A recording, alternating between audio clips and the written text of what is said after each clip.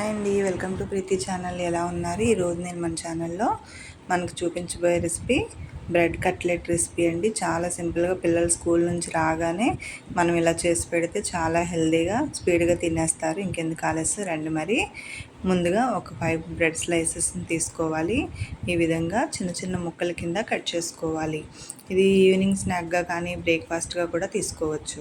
ఇట్లా బ్రెడ్ ముక్కలన్నీ కట్ చేశాక కొంచెం ఒక హాఫ్ కప్ అంత వాటర్ యాడ్ చేసుకొని ముక్కల్ని జస్ట్ మనం వాటర్ చల్లినట్టుగా చల్లుకుంటూ కొంచెం తడుపుకోవాలి. అంటే బ్రెడ్ అంతా కూడా కాస్త వాటర్లో నానలాగానే ఎక్కువ పోయకూడదండి, కొంచెమే యాడ్ చేసుకోవాలి.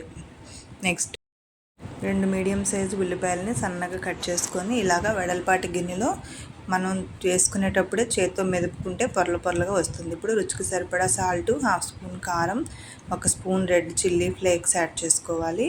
అలాగే 1 కప్ అంతా శనగపిండి యాడ్ చేసుకోవాలి. 1 స్పూన్ జీలకర్ర యాడ్ చేయాలి.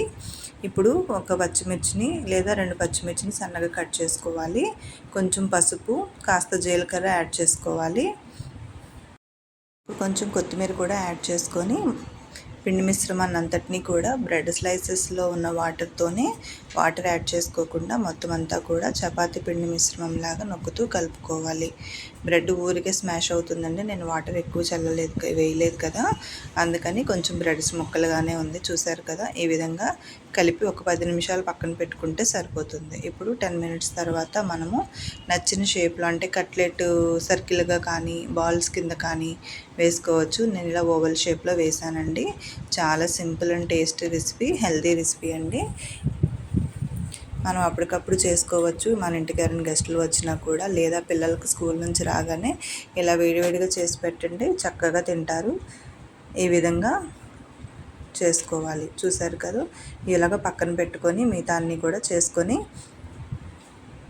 స్టవ్ మీద కడాయి ఆన్ చేసుకుందాము డీప్ ఫ్రై చేసుకోవడానికి. ఆయిల్ మరీ ఎక్కువ వేగాల్సిన పని లేదండి. స్టార్టింగ్ వేసేటప్పుడు కొంచెం మీడియం ఫ్లేమ్గా వేగితే సరిపోతుంది. మీడియం ఫ్లేమ్లో పెట్టుకొని ఇప్పుడు మిగతావన్నీ కూడా డమ్ చేసుకోవాలి. చిన్న మంట మీద మొత్తం అంతా కూడా లోపల వరకు ఫ్రై అవ్వాలి కదా, అందుకని. ఎందుకంటే ఆయిల్ ఫ్రై అయితే వెంటనే పైన కలర్ చేంజ్ వస్తుంది, లోపల ఉడకదు. అందుకని మీడియంలోనే ఫ్రై చేయమన్నాను. ఈ రెసిపీ మీకు ఎలా నచ్చిందో నాకు కామెంట్ చేయండి. Thank you for watching. కొత్తగా చూస్తున్న వాళ్ళైతే please subscribe my channel. Thank you for watching. Thank you.